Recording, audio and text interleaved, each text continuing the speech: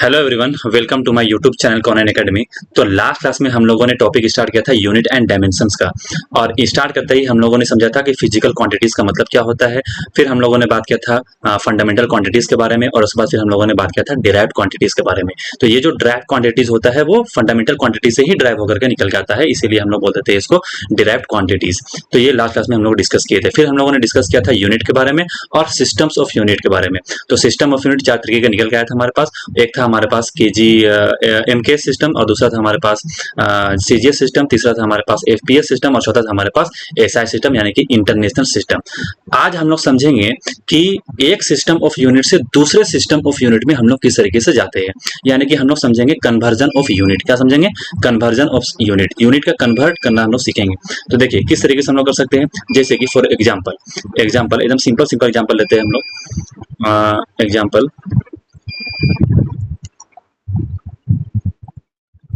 Number 1, जैसे कि आपको दिया हुआ है, लेट अस सपोज डेंसिटी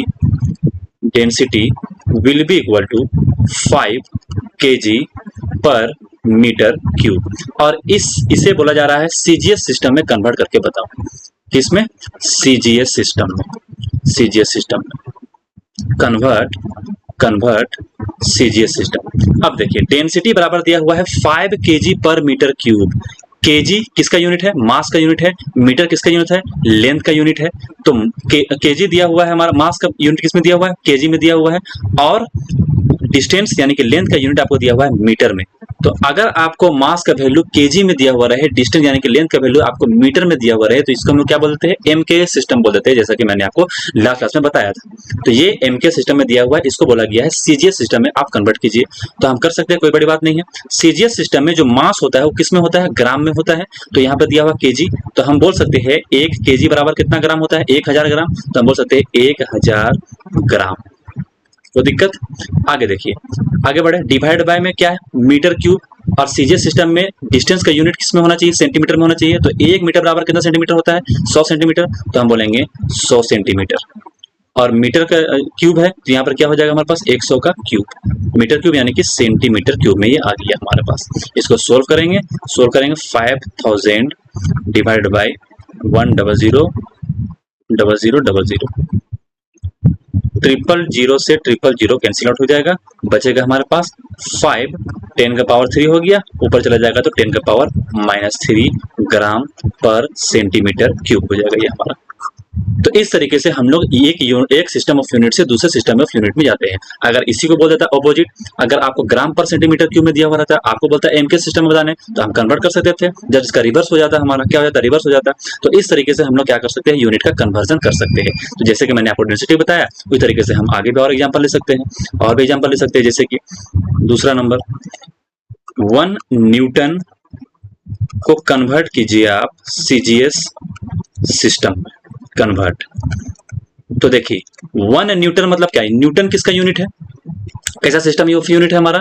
ये हमारा है एसआई सिस्टम। इसको हम लोग क्या बोल रहे थे? एसआई सिस्टम, जैसा कि मैंने आपको लास्ट क्लास में बताया था। और न्यूटन किसका यूनिट है? फोर्स का यूनिट है। तो हम बोल सकते हैं फोर्स बराबर 1 न्यूटन अगर आपको दिया हुआ है, इस बात का क्या मतलब हुआ? 1 न्यूटन बराबर कितना होता है? 1 केजी मीटर पर सेकंड स्क्वायर। तो जो न्यूटन है यानी कि जो हमारा एसआई यूनिट है, एसआई सिस्टम ऑफ यूनिट है, वो हमारा एक तरीके का एमके सिस्टम ही होता है। उसको हम लोग इतना लंबा चौड़ा केजी मीटर पर सेकंड स्क्वायर ना बोल करके एक नाम दे दिए हम लोग, और वो नाम क्या? हमारा न्यूटन। तो इसको हम लोग क्या बोल देते हैं? एसआई सिस्टम बोल देते हैं। होता है ये एमके सिस्टम ही है। तो 1 न्यूटन को बोला गया है कन्वर्ट करने सीजीएस सिस्टम में। तो 1 न्यूटन बराबर कितना होता है? 1 केजी मीटर पर सेकंड स्क्वायर के बराबर में होता है। तो अब इसको हमको कन्वर्ट कर सकते हैं, अब आसानी से कन्वर्ट कर सकते हैं। कैसे? सीजीएस सिस्टम में हमको चाहिए, तो ये किसका? केजी किसका यूनिट है? मास का यूनिट है। और मास हमको किसमें चाहिए? ग्राम में चाहिए। तो हम बोल सकते हैं यहाँ पर 1 इंटू 1000 ग्राम हो गया, 1000 ग्राम। उस तरीके से मीटर, 1 मीटर में कितना सेंटीमीटर? 100 सेंटीमीटर। तो हम बोलेंगे 100 सेंटीमीटर डिवाइड बाय, और सीजीएस सिस्टम में भी टाइम का यूनिट क्या होना चाहिए? सेकंड होना चाहिए, जैसा कि है सब में सेकंड टाइम का यूनिट सेकंड होता है हमारा, सेकंड स्क्वायर। अब इसको सोल्व करेंगे, निकाल के आ जाएगा हमारे पास 10 का पावर कितना हो गया? 10 का पावर हो गया हमारे पास 5।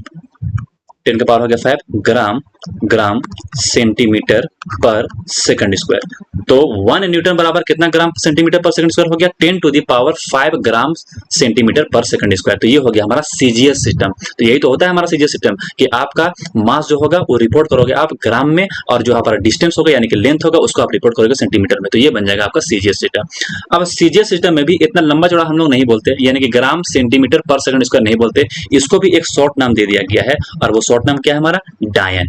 क्या है? डायन। तो 10 का पावर 5 डायन। तो ये आपका बन गया ऑब्जेक्टिव। पूछ सकता है आपको कि 1 न्यूटन बराबर हाउ मच डाइन? तो 10 टू द पावर 5 डाइन। ये हो गया आपका। तो एक सिस्टम ऑफ यूनिट से दूसरे सिस्टम ऑफ यूनिट में किस तरीके से जाते हैं उसको हम समझने की यहाँ पर कोशिश कर रहे हैं। क्लियर है यहाँ तक? आगे चले।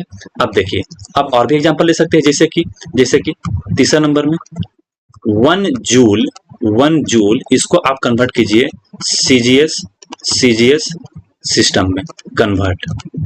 कैसे करेंगे? जूल किसका यूनिट है? वर्क डन का। और वर्क डन बराबर क्या होता है? वर्क डन बराबर क्या होता है? Force into displacement. और फोर्स का यूनिट क्या हो गया? केजी मीटर पर सेकंड स्क्वायर इनटू डिस्प्लेसमेंट का यूनिट क्या हो गया? मीटर। तो हम बोल सकते हैं केजी मीटर स्क्वायर पर सेकंड स्क्वायर। तो 1 जूल कैसा सिस्टम ऑफ यूनिट है? ये हमारा है एसआई सिस्टम। इसको हम लोगों ने बता दिया एमके सिस्टम में। तो होता है एमके सिस्टम ही है जूल, मतलब जो हमारा ऐसा यूनिट है वो भी किस तरह होता है? एमके सिस्टम की तरह ही होता है। लेकिन हम लोग इतना लंबा चौड़ा यानी कि केजी मीटर स्क्वायर पर सेकंड स्क्वायर ना बोल करके क्या बोल देंगे? 1 जूल बोल देंगे। क्लियर यहाँ तक? तो अब इस 1 जूल बराबर क्या हो गया हमारे पास? केजी मीटर स्क्वायर पर सेकंड स्क्वायर। अब इसको हम कन्वर्ट कर सकते हैं किस चीज में? सीजीएस सिस्टम में कैसे कन्वर्ट करेंगे? केजी है तो 10 का पावर क्या हो जाएगा? 3, यानी कि 1000 ग्राम हो गया हमारे पास। मीटर स्क्वायर है यानी कि 100, इसका क्या हो गया हमारे पास? स्क्वायर। ये हो गया आपका centimetre square divide by second square. तो हम इसको बोल सकते हैं, क्या बोल सकते हैं? 10 का पावर क्या हो गया हमारे पास? 2 जीरो इधर 3 जीरो, कितना हो गया हमारे पास? 4 3 7। 10 का पावर 7 ग्राम सेंटीमीटर स्क्वायर पर सेकंड स्क्वायर। तो ये बन गया हमारा पास सीजीएस सिस्टम। तो हमको दिया हुआ था एमके सिस्टम में, यानी एसआई सिस्टम में दिया हुआ था। एसआई सिस्टम यानी कि एमके सिस्टम में दिया हुआ है, उसको मैंने रिपोर्ट कर दिया। उसके बाद फिर इसको हमने कन्वर्ट कर दिया सीजीएस सिस्टम में। तो इस तरीके से निकल के आया। तो 1 जूल बराबर कितना हो गया? 10 का पावर 1 जूल बराबर कितना हो गया? 10 का पावर 7 ग्राम सेंटीमीटर स्क्वायर पर सेकंड स्क्वायर। क्लियर है? अब यहाँ पे भी हम लोग सीजीएस सिस्टम में इतना लंबा चौड़ा यूनिट नहीं बोलते, इसको भी एक नाम दे दिया गया, और वो नाम क्या है? अर्क्स। क्या है? अर्क्स। तो 1 जूल बराबर हम क्या लिख सकते हैं? 10 का पावर 7 अर्क्स। ये भी आपका क्या बन गया? ऑब्जेक्टिव बन गया। तो ये सब चीज आपको यूज करने को मिलेगा आगे। बड़ा बड़ा जो प्रॉब्लम आएगा निकल करके, तो उस बड़ा बड़ा प्रॉब्लम में हम डायरेक्टली इस तरह का कॉन्सेप्ट को यूज कर सकते हैं। क्लियर यहाँ तक? तो ये वैल्यू आपको याद होनी चाहिए कि 1 जूल बराबर हाउ मच अर्क्स, 1 न्यूटन बराबर हाउ मच डाइन, इस तरीके से आपको पता होना चाहिए। तो अभी तक मैंने आपको बताया है कि जो यूनिट का कन्वर्जन है वो किस तरीके से किया जाता है, कि एक सिस्टम ऑफ यूनिट से हम लोग दूसरे सिस्टम ऑफ यूनिट में किस तरीके से जाते हैं। क्लियर है? अभी तो मैंने आपको बेसिक सवाल उठा के मैंने पूछ लिया, या मैंने बता दिया आपको कि 1 जूल को बराबर बताओ ऐसा सीजीएस सिस्टम में कितना होगा, उस तरीके से 1 न्यूटन बराबर बताओ सीजीएस सिस्टम में कितना होगा। ठीक है? तो ये तो आसान सवाल था, लेकिन इसके अच्छे लेवल के सवाल यानी कि बड़े प्रॉब्लम, अगर आपका यही यूनिट बड़ा हो जाए तब आप उसको किस तरीके से सोल्व करोगे, तो उसको सोल्व करने के लिए हमारे पास एक नया अप्रोच है, और वो अप्रोच बताता है हमको डायमेंशन। तो अब हमको पढ़ना पड़ेगा डायमेंशन, तो उसको हम लोग बाद में देखेंगे। ठीक है? तो पहले हम लोग समझते हैं डायमेंशन क्या होते हैं। अब हम लोग आते हैं किसमें? डायमेंशन में। तो इसके बड़े सवाल यानी कि अगर यही यूनिट आपका बड़ा हो जाए तब हम लोग किस तरीके से एक सिस्टम ऑफ यूनिट से दूसरे सिस्टम ऑफ यूनिट में जाते हैं, वो हमको एक नया अप्रोच बताता है। और अप्रोच क्या है हमारे पास? डायमेंशन। तो वो डायमेंशन जब पढ़ेंगे तब आपको समझ में आएगा कि बड़े प्रॉब्लम हम लोग किस तरीके से सोल्व करेंगे यूनिट कन्वर्जन के। ठीक है? चलिए आगे बढ़ते हैं हम लोग, और हमारा टर्म्स है या हमारा टॉपिक है डायमेंशंस। अब हम लोग डायमेंशंस को समझने की कोशिश करते हैं। डायमेंशंस के बारे में तो मैंने लिख दिया हूं यहाँ पे, लंबा चौड़ा सा डेफिनेशन है या जो भी है। समझेंगे तो हम लोग अपने ही लैंग्वेज में। कैसे समझेंगे? देखो, मैंने आपको लास्ट क्लास में बताया था लेंथ के बारे में, कि लेंथ का यूनिट बहुत सारा होता है, जैसे कि मीटर भी लेंथ का यूनिट है, सेंटीमीटर भी लेंथ का यूनिट है, माइक्रोमीटर भी लेंथ का यूनिट है, नैनोमीटर भी लेंथ का यूनिट है, फीट भी लेंथ का यूनिट है, इंच भी है ना? तो ये सारे के सारे लेंथ के यूनिट है। उसी तरीके से जितने भी क्वांटिटीज है उनके बहुत सारे यूनिट निकल के आते हैं, और उतने ज्यादा यूनिट क्यों है इसका जानकारी भी मैंने आपको लास्ट क्लास में दिया था। क्लियर है। अब देखो इतने सारे यूनिट रहने से हमको कभी कभी क्या हो जाता है, कंफ्यूजन क्रिएट हो जाता है। तो क्या कंफ्यूजन है वो आगे बताऊंगा मैं आपको। अब इतने सारे यूनिट की वजह से हम क्या हो जाता है, बहुत सारे कंफ्यूजन क्रिएट हो जाते हैं। इसीलिए हम लोगों ने यानी कि हमारे पूर्वजों ने क्या किया, इसीलिए क्या किया गया, एक नया टर्म्स को इंट्रोड्यूस किया गया और उस नया टर्म्स को हम लोग बोल देते हैं टेक्निकली डायमेंशंस। क्या बोल देते हैं, डायमेंशंस। अब हमको समझना पड़ेगा कि ये डायमेंशंस होता क्या है। देखिए आपको मैं बताया था, क्या बताया था, डिराइव्ड क्वांटिटीज के बारे में। तो जो डिराइव्ड क्वांटिटीज है वो आपका फंडामेंटल्स क्वांटिटी से ही डिराइव होकर के आएगा, यानी कि वो डिपेंडेंट होता है आपका फंडामेंटल क्वांटिटीज के ऊपर। क्लियर है। तो सारे के सारे जितने भी डायमेंशन, जितने भी हमारे डिराइव्ड क्वांटिटीज है उनको हम रिपोर्ट करेंगे फंडामेंटल क्वांटिटीज के फॉर्म में डायमेंशनली। क्लियर है। आप किस तरीके से करते हैं, किस तरीके से इन पे खेलते हैं हम लोग, उनको समझने की कोशिश करना। जैसे कि मैं आपको फंडामेंटल क्वांटिटीज के बारे में बताया था, क्या क्या होता है, मास होता है, टाइम होता है, लेंथ होता है, टेम्परेचर होता है, करंट होता है, ये सब क्या है, फंडामेंटल क्वांटिटीज है। ठीक है, ये सब ये आपस में सब इंडिपेंडेंट होते हैं। ये क्या होते हैं, इंडिपेंडेंट होते हैं। तो एक तरफ मैं लिख रहा हूँ क्वांटिटीज को, एक तरफ मैं लिख रहा हूँ क्वांटिटीज को और दूसरी तरफ मैं लिख रहा हूँ डायमेंशंस को, डायमेंशंस को, डायमेंशंस। तो देखो क्वांटिटीज कौन सा क्वांटिटीज, फंडामेंटल क्वांटिटीज यानी कि मास। मास अगर आप किसी का डायमेंशन लिखोगे तो आपको स्क्वायर ब्रैकेट का यूज करना पड़ता है, जरूरी नहीं है लेकिन यूज करना पड़ेगा, एग्जामिनर आपका मास को काट सकता है। ठीक है, तो आप जब भी डायमेंशन लिखो तो आप क्या करो, स्क्वायर ब्रैकेट का यूज करो। मास का जो डायमेंशन होता है वो कितना होता है, एम होता है। क्या होता है, एम। तो हम बोल सकते हैं मास का जो डायमेंशन फॉर्मूला है, डायमेंशनल फॉर्मूला है, वो क्या है, एम है। इसको रिप्रेजेंट हम किससे करेंगे, कैपिटल एम से रिप्रेजेंट करेंगे, मतलब इसका डायमेंशन है ये। क्लियर यहां तक। मास का यूनिट तो बहुत सारा हो सकता है, केजी हो सकता है, ग्राम हो सकता है, टन हो सकता है, कुंटल हो सकता है, सब कुछ हो सकता है, लेकिन इसका डायमेंशन एक ही होगा और वो क्या है, एम है। वो क्या है, एम है। उसी तरीके से हम बात कर सकते हैं लेंथ का, लेंथ का, लेंथ का। तो लेंथ का जो डायमेंशन होता है वो क्या होता है, एल होता है, एल। तो लेंथ का यूनिट बहुत सारा हो सकता है, मीटर भी हो सकता है, सेंटीमीटर भी हो सकता है, इंच भी है, फीट भी है, बहुत सारा है, लेकिन इसका डायमेंशन सिर्फ एक ही होगा और वो क्या है, एल है। क्या है, एल है। उसी तरीके से हम बात कर सकते हैं टाइम का, टाइम का, टाइम का। अब इस टाइम का डायमेंशन क्या होता है, टाइम का डायमेंशन होता है टी। क्या होता है, टी। क्लियर यहां तक। अब टाइम का यूनिट बहुत सारा हो सकता है, जैसे कि आवर भी टाइम का यूनिट है, सेकंड भी है, मिनट भी है, घंटा भी है, सब कुछ है। ठीक है, तो उतने यूनिट है। अब डायमेंशन क्या है, डायमेंशन सिर्फ और सिर्फ एक ही है और वो क्या है, हमारा टी। क्या है, टी। उस तरीके से टेम्परेचर, ये सब अभी यूज तो नहीं होगा लेकिन फिर भी मैं बता दे रहा हूं आपको। टेम्परेचर, टेम्परेचर, टेम्परेचर का होगा आपका के, टेम्परेचर का होगा आपका डायमेंशन के। उसी तरीके से करेंट, करेंट, करंट का डायमेंशन होगा आपका ए भी होगा, कई बुक में आपको आई भी देखने को मिलेगा। ये है। तो हमको मेन अभी ये तीनों से काम है, मास, लेंथ और टाइम। ये तीनों से हमको अभी काम है, ये तीनों से। क्लियर यहां तक। तो जितने भी क्वांटिटीज मैंने आपको बताए हैं उनको हम इसी के फॉर्म में रिप्रेजेंट करने की कोशिश करेंगे और इन्हीं के फॉर्म में हम लोग रिप्रेजेंट करेंगे, यानी कि इसको हम लोग बोलेंगे एमएलटी फॉर्म। क्या बोलेंगे, एमएलटी फॉर्म। जैसे कि फॉर एग्जांपल, जैसे कि फॉर एग्जांपल देखिए, अगर मैं बात करूं एरिया का, किस चीज का, एरिया का, तो एरिया जो क्या होता है, लेंथ, लेंथ इनटू विड्थ, यही होता है एरिया। अब लेंथ, लेंथ बोले तो लेंथ का डायमेंशन क्या मैंने बताया आपको अभी, एल। और विड्थ, यानी कि विड्थ भी क्या है, लेंथ ही है, डायरेक्शन चेंज होता है इसलिए हम इसका नाम चेंज कर देते हैं, विड्थ बोल देते हैं, है ना। तो इसे विड्थ भी क्या है, एक तरीके से लेंथ भी है, लेंथ ही है या डिस्टेंस ही है। तो इसका भी डायमेंशन क्या हो गया हमारे पास, एल हो गया। तो एल, एल क्या हो गया हमारे पास, एल का स्क्वायर हो गया। ये इसका डायमेंशन फॉर्मूला निकल का है। तो एरिया का डायमेंशन फॉर्मूला क्या हो गया, एल स्क्वायर हो गया। लेकिन हम लोग, मैंने अभी आपको बताया कि इसको किसी भी डायमेंशन को हम लोग रिप्रेजेंट करते हैं एम एल टी के फॉर्म में। ठीक है, तो यहाँ पे एम दिख रहा है, कहीं पे मास दिख रहा है, नहीं दिख रहा है, वो वैल्यू क्या है, जीरो है। उस तरीके से टी दिख रहा है, टाइम दिख रहा है आपको, नहीं दिख रहा है, तो वो भी वैल्यू क्या हो गया, जीरो हो गया। तो हम इसको बोल सकते हैं, ऐसे भी लिख सकते हैं, इसको कैसे लिख सकते हैं, एम का पावर जीरो, एल का पावर 2 और टी का पावर क्या हो गया हमारे पास, जीरो। इस तरीके से आप इसको रिप्रेजेंट कर दोगे। तो ये हो गया एमएलटी फॉर्म, यानी कि हम बोलेंगे एरिया का डायमेंशन फॉर्मूला क्या हो गया, एम का पावर जीरो, एल का पावर 2, टी का पावर जीरो। ये हो गया इसका डायमेंशनल फॉर्मूला। क्लियर यहाँ तक? अगर आपसे एग्जामिनर पूछे कि बताओ भाई डायमेंशन ऑफ मास, लेंथ और time, dimension of mass, length and time in area कितना है, तो हम बोल सकते हैं यहाँ पर डायमेंशन ऑफ मास, मास किसमें, एरिया में, तो एरिया में ही निकाला आपने, in area will be equal to क्या हो गया, पावर देखो पावर क्या है, m का पावर 0 है, तो ये हो गया हमारे पास 0।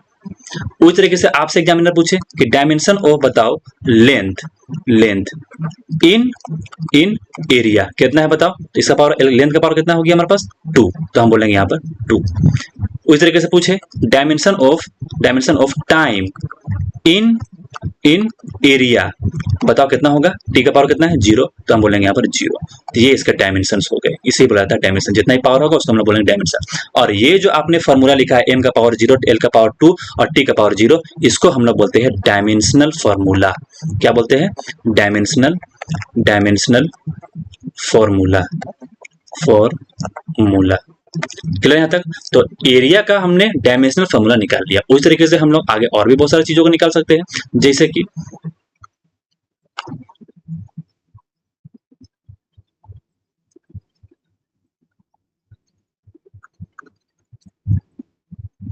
देखिए डायमेंशन फॉर्मूला का पूरा थ्योरी लिखा हुआ है यहाँ पे, यहाँ से भी देखा आप समझ सकते हो, ठीक है, बाकी मैं तो समझा ही दे रहा हूँ। आगे देखो, आगे क्या लिख सकते हैं हम लोग, वॉल्यूम को भी लिख सकते हैं, वॉल्यूम वॉल्यूम वॉल्यूम क्या होता है, लेंथ, विड्थ और हाइट LBH, ये तो होता है हमारा वॉल्यूम। तो लेंथ इसका यूनिट क्या हो गया, इसका डायमेंशन क्या हो गया L, विड्थ इसका भी डायमेंशन क्या हो गया L, ये भी तो एक तरीके का लेंथ ही है। उस तरीके से हाइट, ये भी तो एक तरीके का लेंथ है, तो इसका यूनिट क्या हो गया हमारे पास, डायमेंशन क्या हो गया हमारे पास L, तो हम बोलेंगे L यानी कि L का क्यूब। ये इसका डायमेंशन फॉर्मूला निकल के आ गया, डायमेंशनल फॉर्मूला किस चीज का, वॉल्यूम का, वॉल्यूम का। तो इस तरीके से आप निकाल सकते हो डायमेंशन फॉर्मूला। उस तरीके से हम और भी निकाल सकते हैं, जैसे कि वेलोसिटी, वेलोसिटी, तो वेलोसिटी का क्या होगा हमारे पास, वेलोसिटी क्या होता है, डिस्प्लेसमेंट अपॉन में टाइम, डिस्प्लेसमेंट अपॉन में टाइम। तो डिस्प्लेसमेंट बोले तो इसका यूनिट क्या हो गया हमारा, डिस्प्लेसमेंट यानी कि लेंथ, डिस्प्लेसमेंट यानी कि लेंथ, लेंथ ऐसे समझो लेंथ, तो डिस्प्लेसमेंट का डायमेंशन क्या हो गया हमारे पास L, और टाइम, टाइम बोले तो T, डायमेंशन फॉर्मूला क्या हो गया इसका T, तो हम बोल सकते हैं यहाँ पर L T का पावर -1, ये आपका हो गया dimensional formula of velocity. Speed का भी यही होगा, क्योंकि फॉर्मूला क्या होता है, यही होता है लगभग distance divide by time, distance का क्या हो जाएगा लेंथ और टाइम का हो गया T, तो L T का पावर -1। तो इसको हम लोग MLT के फॉर्म में भी लिख सकते हैं। MLT के फॉर्म में कैसे लिखेंगे, M का पावर क्या हो गया 0, L का पावर हो गया 1, T का पावर हो गया हमारे पास -1, ये इसका डायमेंशनल फॉर्मूला निकल के आ गया। उसी तरीके से हम बात कर सकते हैं एक्सेलरेशन की भी, एक्सेलरेशन एक्सेलरेशन एक्सेलरेशन क्या होता है, एक्सेलरेशन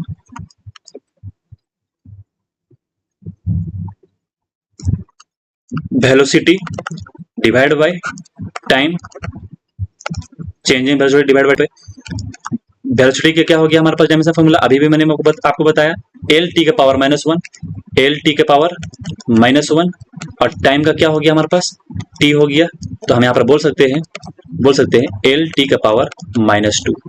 इसको MLT के फॉर्म में लिख लो, M का पावर 0, L का पावर 1, T का पावर -2, ये डायमेंशनल फॉर्मूला आ गया निकल के एक्सेलरेशन के। तो इस तरीके से हम लोग डायमेंशनल फॉर्मूला निकालते हैं, ठीक है। उसी तरीके से हम और भी बात कर सकते हैं, जैसे कि फोर्स, फोर्स क्या होता है, फोर्स मास इंटू एक्सेलरेशन, और मास का डायमेंशन m, और एक्सेलरेशन का अभी भी मैंने निकाला L T का पावर -2, तो हम बोल सकते हैं m L का पावर 1, T का पावर -2, ये डायमेंशनल फॉर्मूला निकल के आ गए आपके फोर्स के, डायमेंशनल फॉर्मूला। और अगर आपसे एग्जामिनर सवाल में ये पूछे कि बताओ भैया फोर्स में मास का डायमेंशन कितना होता है, लेंथ का डायमेंशन कितना होता है और टाइम का डायमेंशन कितना होता है, वो भी हम बता सकते हैं। जैसे कि डायमेंशन ऑफ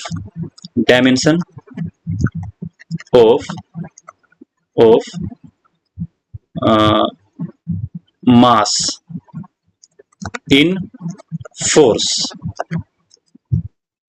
तो हम बोल सकते हैं 1, m का पावर कितना है 1, तो हो गया हमारे पास डायमेंशन 1। उस तरीके से हम बोल सकते हैं लेंथ, लेंथ क्या बोल सकते हैं, dimension of length, length in in force, force में लेंथ का डायमेंशन कितना है 1 है, ठीक है, एल का पावर कितना है 1 है, तो 1 हो गया हमारे पास। उस तरीके से हम बोल सकते हैं dimension of time, time in force equal to कितना है हमारे पास -2, तो हम बोलेंगे -2, ये निकल के आ गए, ठीक है, इसको हम लोग बोल देंगे डायमेंशन। और जो फॉर्मूला आपने ऊपर लिखा है इस फॉर्मूला को बोला जाएगा डायमेंशनल फॉर्मूला। क्या बोला जाएगा, डायमेंशनल फॉर्मूला। क्लियर यहां तक, आगे चले, चलिए आगे चलते हैं। और भी हम एग्जांपल ले सकते हैं, जैसे कि मोमेंटम, मोमेंटम, ये सब अगर आपको फॉर्मूला पता नहीं है फोर्स का, एक्सेलरेशन का, मोमेंटम का, तो आपको टेंशन लेने वाली बात नहीं है, क्योंकि ये सब फॉर्मूला को डील करेंगे हम लोग आगे। पूरा का पूरा फिजिक्स पढ़ा हुआ है इनको समझने के लिए, ठीक है। तो यहाँ पर हम लोग ना ही तो किसी टॉपिक के, जैसे कि मोमेंटम, मोमेंटम क्या होता है हमको इससे लेना देना नहीं है, हमको मोमेंटम का फॉर्मूला से भी लेना देना नहीं है, सिर्फ हमको फॉर्मूला याद हो जाए, पता हो जाए, कहीं से देख लो, कोई दिक्कत वाली बात नहीं है, ठीक है। फॉर्मूला कहाँ से डिराइव होकर क्या है, यही फॉर्मूला क्यों होता है, फोर्स का ही फॉर्मूला, मास इंटू एक्सेलरेशन क्यों होता है, उन सब समझने के लिए हमारे पास पूरा का पूरा फिजिक्स पढ़ा हुआ है। तो यहाँ पर सिर्फ और सिर्फ फोकस किसके ऊपर है, यहाँ पर सिर्फ और सिर्फ फोकस है आपके यूनिट के ऊपर। किसके ऊपर फोकस है, सिर्फ और सिर्फ यूनिट के ऊपर फोकस है। तो जब आप पूरा का पूरा फिजिक्स पढ़ लोगे तब आप एबल हो जाओगे किसी भी बड़े बड़े प्रॉब्लम को यूनिट एंड डायमेंशन के करने के लिए, ठीक है। तो यूनिट एंड डायमेंशन के जितने बड़े बड़े प्रॉब्लम है उन सबको आप कब कर पाओगे, जब आपको सारा का सारा फॉर्मूला पता होगा। अभी आपको कोई भी फॉर्मूला पता नहीं है तो आप अभी प्रॉब्लम सॉल्व करने के लिए आप कहीं से प्रॉब्लम को देख लो, कहीं से भी देख लो, बुक से देख लो, नेट से देख लो, कहीं से देख लो, कोई दिक्कत वाली बात नहीं है। तो जब आपको पूरा का पूरा फॉर्मूला याद हो जाएगा, पता हो जाएगा, वो कब होगा, जब आप पूरा का पूरा फिजिक्स पढ़ लोगे तब। क्लियर, यहाँ पर हम लोग सिर्फ और सिर्फ यूनिट एंड डायमेंशन को समझ रहे हैं, ठीक है। और यूनिट एंड डायमेंशन को, प्रॉब्लम को किस तरीके से हम लोग सोल्व करते हैं उसको हम लोग देखने की, समझने की कोशिश करेंगे यहाँ पे, ठीक है। तो सारा का सारा फोकस होगा हमारा यूनिट एंड डायमेंशन के ऊपर, ठीक है। तो फॉर्मूला कहाँ से आया, डिराइव होकर के, उससे हमको लेना देना नहीं है, फॉर्मूला हम आपको बता दे रहे हैं। क्लियर है, जो बेसिक बेसिक चीज है जैसे कि वेलोसिटी, एरिया, एक्सेलरेशन, फोर्स, ठीक है, मोमेंटम, ये सब बेसिक बेसिक, ये चीज आपको याद होना चाहिए ताकि आपका सवाल में या एग्जाम में क्या हो जाए, टाइम कम लगे, ठीक है, स्पीड आपका मेंटेन हो सके। तो मोमेंटम इक्वल टू क्या होता है हमारा, मास इनटू वेलोसिटी। और अभी अभी मैंने आपको बताया मास का डायमेंशन फार्मूला क्या होता है m, और वेलोसिटी का क्या होता है l t का पावर -1। तो हम बोल सकते हैं मोमेंटम का डायमेंशन फार्मूला क्या हो गया, m l t का पावर -1, ये हो गया इसका डायमेंशनल फार्मूला। क्लियर यहाँ तक, तो इस तरीके से हम लोग डायमेंशनल फार्मूला निकाल सकते हैं। क्लियर यहाँ तक। अब देखिए, अभी तक का डिस्कशन में मैंने आपको ये बताया है कि डायमेंशंस किस तरीके से इंट्रोड्यूस हुआ, और हम लोग इस सारे के सारे यूनिट को या सारे के सारे क्वांटिटीज को हम लोग रिपोर्ट करते हैं एमएलटी के फॉर्म में। किसके फॉर्म में, एमएलटी के फॉर्म में। अब देखो, जितने भी डिराइव्ड क्वांटिटीज है, जैसे कि मोमेंटम क्या है, डिराइव्ड क्वांटिटीज है, एरिया क्या था, डिराइव्ड क्वांटिटीज था, वेलोसिटी, वॉल्यूम, ये सब क्या है, फोर्स, ये सब क्या है, सब के सब डिराइव्ड क्वांटिटीज है। तो इनको हम रिपोर्ट कर रहे हैं एमएलटी के फॉर्म में, और हमेशा हम लोग एमएलटी के फॉर्म में इसको रिप्रेजेंट करेंगे। ये रिप्रेजेंटेशन का तरीका है, ठीक है। जैसे कि मैंने स्क्वायर ब्रैकेट बना दिया, तो ये क्या है, रिप्रेजेंटेशन का तरीका है। बट हम लोग इन सब को एमएलटी के फॉर्म में क्यों रिप्रेजेंट कर पा रहे हैं, क्यों रिपोर्ट कर पा रहे हैं, इसीलिए कर पा रहे हैं क्योंकि मैंने आपको लास्ट क्लास में बताया था कि जो डायमेंशनल, जो डिराइव्ड क्वांटिटीज होते हैं वो फंडामेंटल क्वांटिटी से ही डिराइव होकर के आते हैं। क्लियर है। तो अगर वो उससे डिराइव नहीं होता तो हम क्या एमएलटी के फॉर्म में रिप्रेजेंट कर पाते, नहीं कर पाते। तो हम लोग एमएलटी फॉर्म में इसीलिए रिप्रेजेंट कर पा रहे हैं क्योंकि वो सारे के सारे डिराइव्ड क्वांटिटीज किस पे डिपेंडेंट है, वो फंडामेंटल क्वांटिटी पे डिपेंडेंट है, उसी से वो डिराइव्ड होकर के निकल के आया है। इसीलिए हम लोग इसको इस तरीके से रिप्रेजेंट कर पा रहे हैं। तो जितने भी क्वांटिटीज मैं बताऊंगा आगे, और भी बहुत सारा क्वांटिटीज निकल के आएगा, ठीक है। अभी तो आसान आसान जो बेसिक जो डायमेंशनल फॉर्मूले थे वो मैंने आपको बता दिए, जैसे मोमेंटम का, फोर्स का, एरिया का, ठीक है। और भी बहुत सारा है, स्ट्रेस का, वो सब आप अपने से निकाल लेना। सरफेस टेंशन का फॉर्मूला क्या होता है, फोर्स पर यूनिट लेंथ होता है। जैसे कि निकाल ही देता हूं मैं, सरफेस टेंशन में भी निकाल देता हूं। सरफेस टेंशन होता क्या है उसको जानने के लिए हमारे पास पूरा पूरा फिजिक्स पड़ा हुआ, फ्लूइड मैकेनिक्स में देखेंगे सरफेस टेंशन क्या होता है, ठीक है। तो सरफेस टेंशन यहाँ हमको इससे लेना देना नहीं है, हमको सिर्फ और सिर्फ डायमेंशन से, यूनिट से लेना देना है। तो सरफेस टेंशन क्या होता है, फोर्स पर यूनिट लेंथ। और फोर्स का यूनिट मैंने अभी अभी आपको बताया, क्या बताया, एम डायमेंशन फोर्स का डायमेंशन क्या होता है, एम एल टी का पावर -2, एम एल टी का पावर -2 डिवाइड बाय लेंथ का डायमेंशन क्या मैंने बताया आपको, लेंथ। तो लेंथ से लेंथ कैंसिल आउट हो गया, बच गया क्या हमारे पास, एम टी का पावर -2। इसको हम लोग एम एल टी के फॉर्म में रिप्रेजेंट करेंगे तो किससे होगा, एम एल तो कुछ भी नहीं है, एल का वैल्यू नहीं है, तो यहाँ पे एल का वैल्यू क्या हो जाएगा 0, टी का पावर हो गया हमारे पास -2। ये हो गया हमारे पास dimension formula of surface tension. तो इस तरीके से आप बाकी सारे बहुत सारे क्वांटिटीज का भी आप निकाल सकते हो यही अप्रोच को फॉलो करके। क्लियर यहाँ तक? तो आज के लिए बस इतना ही। आज हम लोगों ने सीखा कि डायमेंशनल फार्मूला क्या होता है, ठीक है। अब ये जो डायमेंशनल फार्मूला है इसके बहुत सारे फायदे निकल के आए, बहुत सारे फायदे हैं, उन फायदों को हम लोग समझेंगे नेक्स्ट क्लास में कि क्या क्या इसके फायदे हैं। क्लियर यहाँ तक? तो आज के लिए इतना ही। थैंक यू एवरीवन, कल फिर मिलते हैं। Thank you.